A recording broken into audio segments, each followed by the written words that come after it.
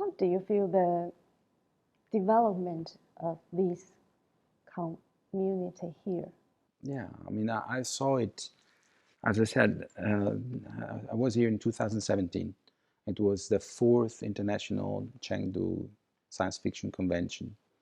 And it was already very promising. It was already incredible in comparison with what is happening in the rest of the world. But there wasn't much awareness outside of China about Chinese science fiction. So I was invited by Professor Wu Yan, and I was really one of the few witnesses of this growth. And over the last 7 years, I saw Chinese science fiction really representing an alternative, a very high-profile, competitive kind of narrative that can be included and add a lot of value to the global conversation about the future. That is really important. The community now, it is not just about the original group of science fiction writers, you know, the old generation of Liu Cixin, Han Song, Wang Jingkang, He Shi. There is now the new generation, not even the Ba Lin Ho generation, but the Lin Ho generation. They are creating this wave of diverse waves, you know, the first wave, the second wave, the third wave, and together they are creating a mass of narratives, stories, you know, even movies now. And I'm still wondering about the comics because that's something I'm interested about.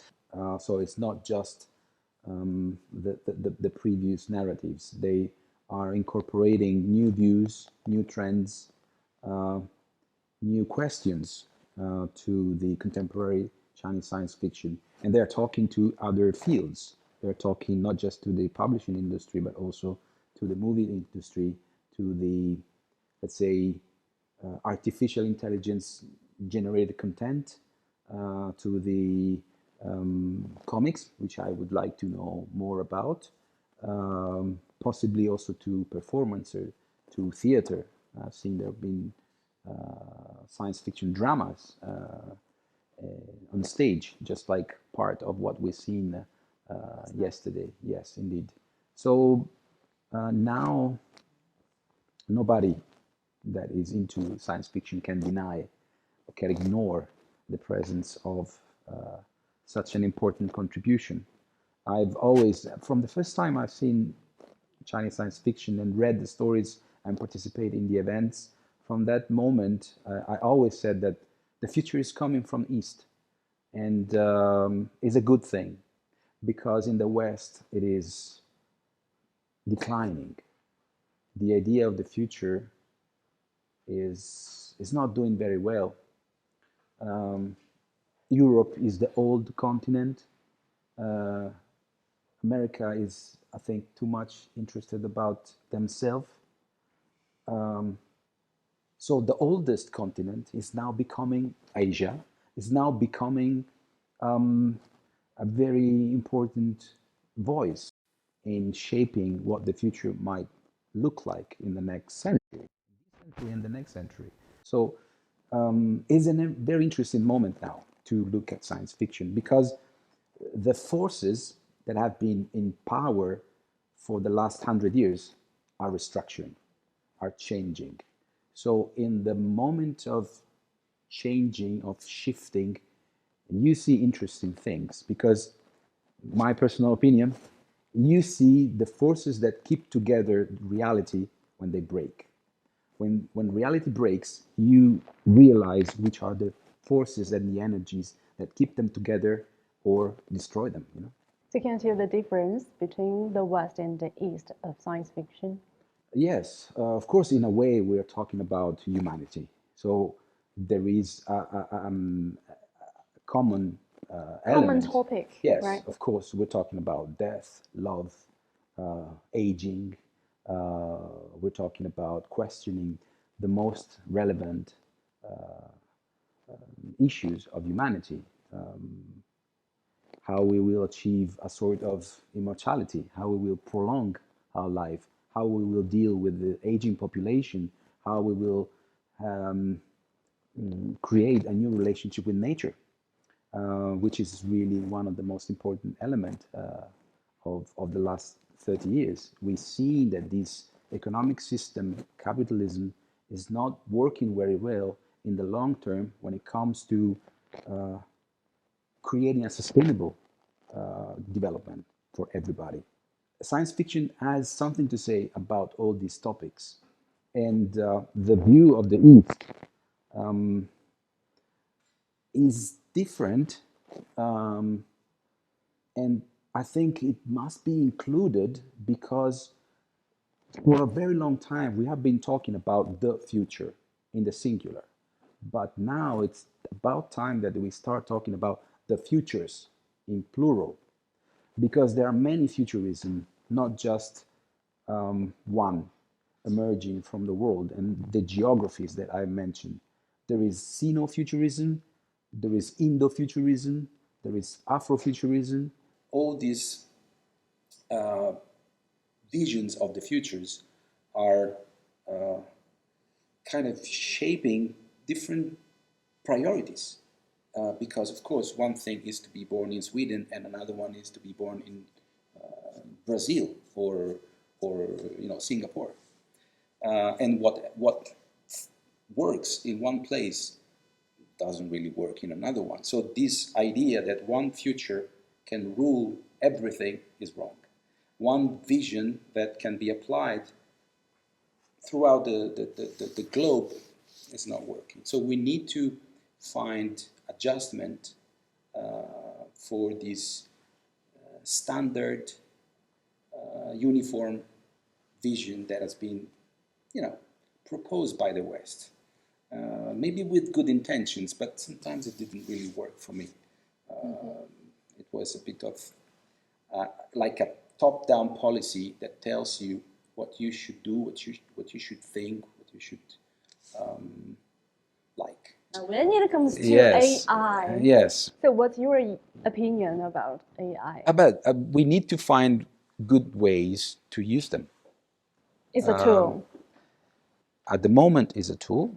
We don't know what it will be. I mean, if you read science fiction, you have many different scenarios. Yes, of course. I mean, so you wanna have the realistic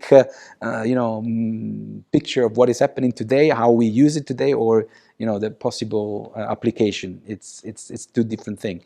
At the moment, for example, I'm using it to augment my performance as a writer, and I use it to augment the performance of translators as an assistant. So what they could do in 1 week, they can do it in 1 day. So at the moment, we use AI as a first draft writer, then is reviewed by a human, an editor, a writer. In this way, I think we are not really doing anything bad. We are using a tool, just like painters were threatened by the emergence of photographers, right? The photographers were, capturing what the painter needed to do in weeks, months, So there's always this technology that makes the previous step obsolete. That's why when I give presentations, I talk about this pyramid of technology where as time progresses, some technologies become old and are replaced by others. This is the very idea of development. We need to be prepared to study again, to get out of our comfort zone. And not everybody wants to do it. So that's why I keep saying curiosity. Curiosity is the first engine. You need to be curious to learn new things. If you're not in that position, you might be replaced. That's true. Yeah. At the moment, I just use AI to translate Because now I think the technology of AI is not so developed.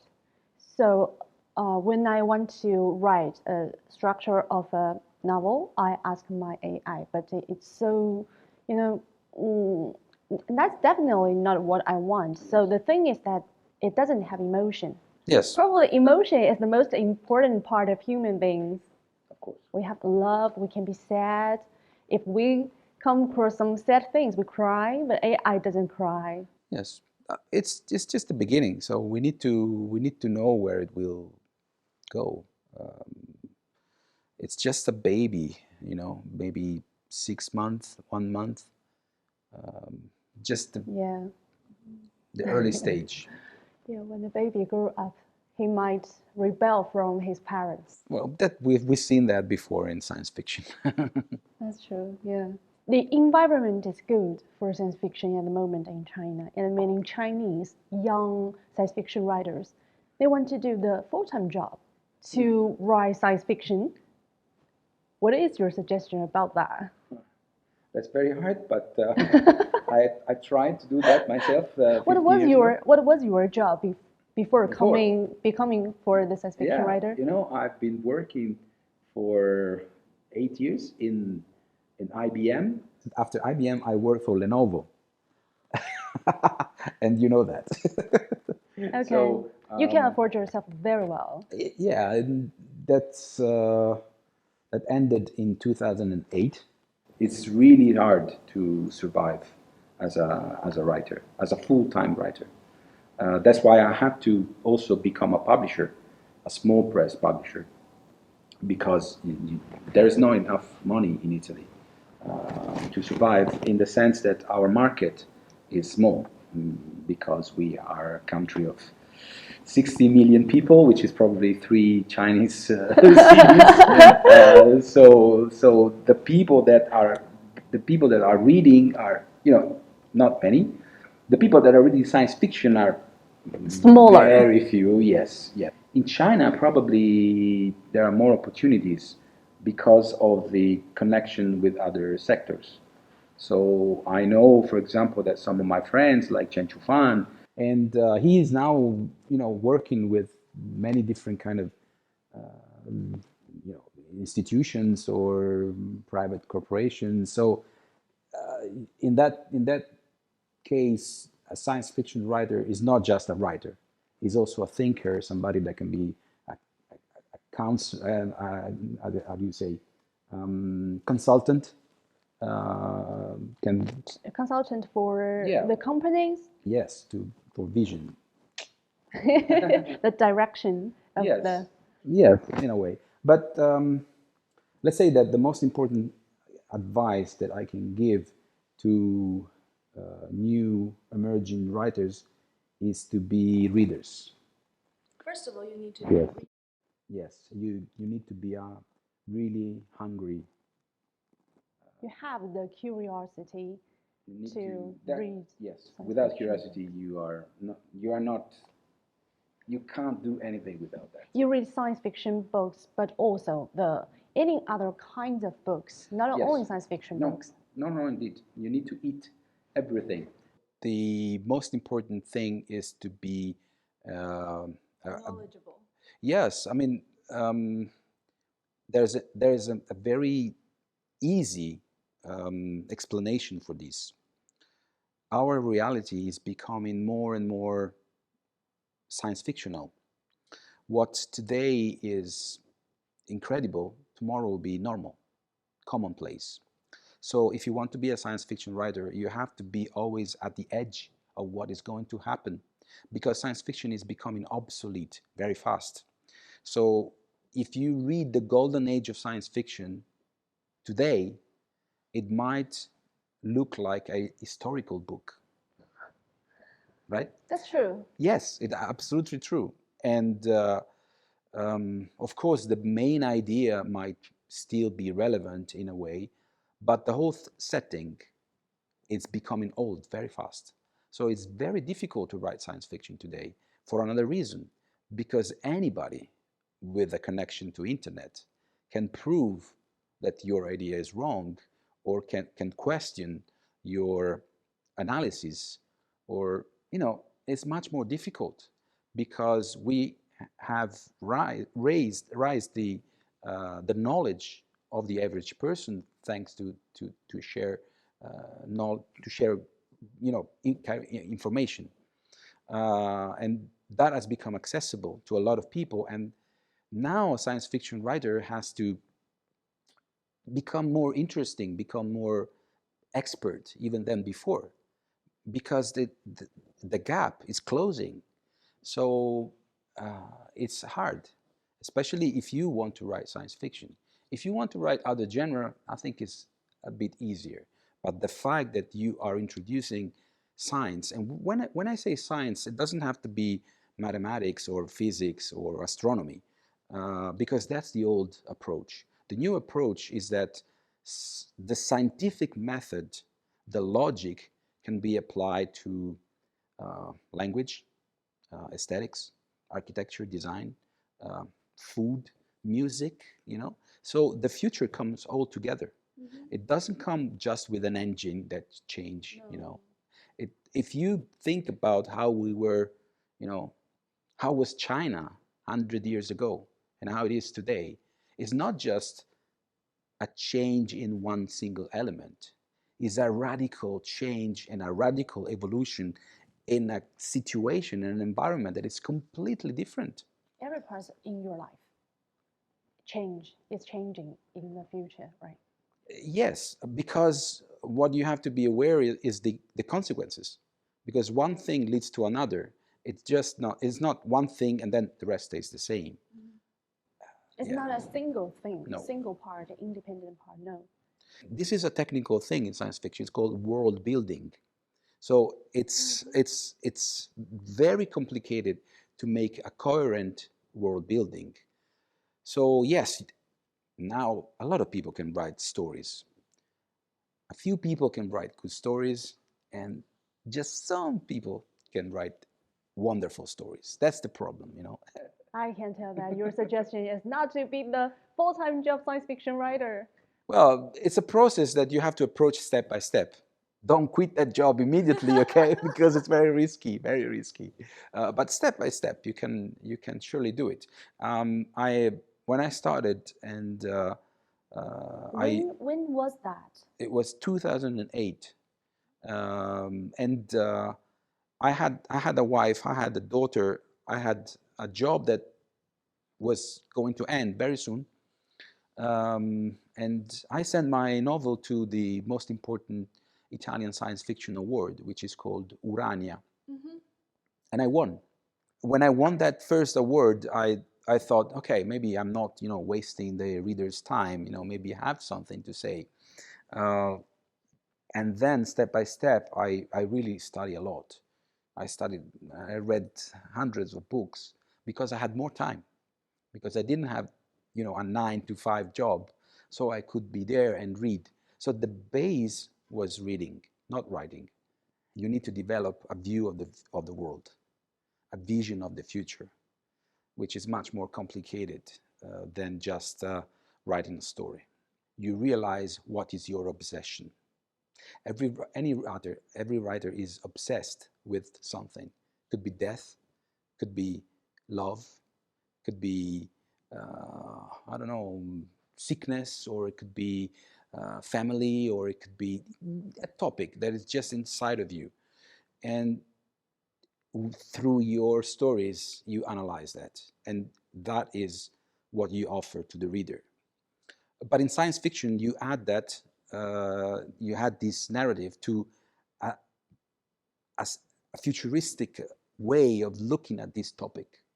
So you kind of speculate on that using hypotheses, theories that might give you a different perspective on the current reality of that issue. I hope it's clear. Yes.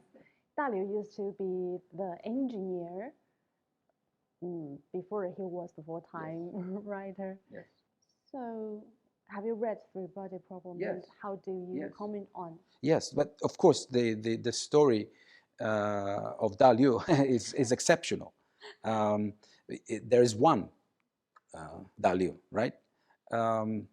So all the other people, they have to find another way. They cannot copy that, you know. So that's the difficult part. He makes it more difficult to write science fiction Yes, now. yes, that's what I said. That's what I said. So it's like rising the bar, rising the bar, rising the bar. So if you want to do, you know, a wonderful work, you need to know that. You cannot just ignore it and pretend it hasn't been published, because otherwise, you know, you make a big mistake. So yes, when the three-body problem came out, and in 2015 won the Hugo Award, it really was a big change in the perception of the contemporary science fiction, because that was the first Hugo Award in Asia. Yes. Yes. And it was the first in China. Yes, that set you know, a shift, and you know, let's say I'm a bit I'm a bit sad that there are not been many novels. I mean, I know the Chinese science fiction market, and I know that most of the market is made of short stories, right? So I think there is a lack of long story. yes, of novels, a lack of I mean, my friend Shaja, I asked her, told her many times to finish. She has a novel she has to finish, and I want to publish it so much. I published Shaja collection of short stories in Italian, and also some of her stories in English. But there is a lack of novels. So that's also long novel. yes, and just a normal novel. No, doesn't have to be a trilogy, you know. Just a standalone novel that is a mature, complete work that gives you a very good experience of Chinese science fiction. Yeah, I know, you know, Chen Chufan. I know Bao Shu wrote stories. There are, of course, a number of science fiction writers that have some novels, but the relationship is much more on the science fiction, on the short stories, than on the novels, I think. What is the reason Shaja didn't finish her Oh, you novel? should ask her. I mean, she's very busy. She teaches at the university, and I think her work is taking much of her life. But that's a pity. Will you be afraid if people don't read books? Because we have so many replacements like films, TV shows. No, I'm not What afraid. if- I'm not why? afraid of the. Okay, here it's a bit complicated. I'm not afraid of the media. I'm afraid of the quality of the stories. So the problem is not if we read or watch a movie or play a video game. The problem is what we perceive, what we understand, what we feel. So let's say that when you walk, I make a metaphor, okay? When you walk, you read a book. When you take the car, you watch a movie. When you take the plane, you video game, you make a video game. This parallel makes you understand that when you walk, your speed makes you feel, understand everything around you. You can touch, you can listen, you can talk, you can choose your direction, because it's just your neural system that reacts fast, speed, faster, just reaction, hormones, shocks, you know. So I think that the problem is not what media we have, but what kind of neurological experience we have, what kind of control we have over the narrative. Yes, video games are immersive. You can go here, you can go there, but what do you do? What do you think? What do you feel? So I'm questioning that. I'm questioning if we are able to transform and transport the deep complicated narratives of books into video games. So if the narratives will be more, interesting and complex, introducing emotions, feelings, thoughts, reflections, then it's okay. Otherwise, I think that we cannot just always take the car or always take the plane. We need also to walk.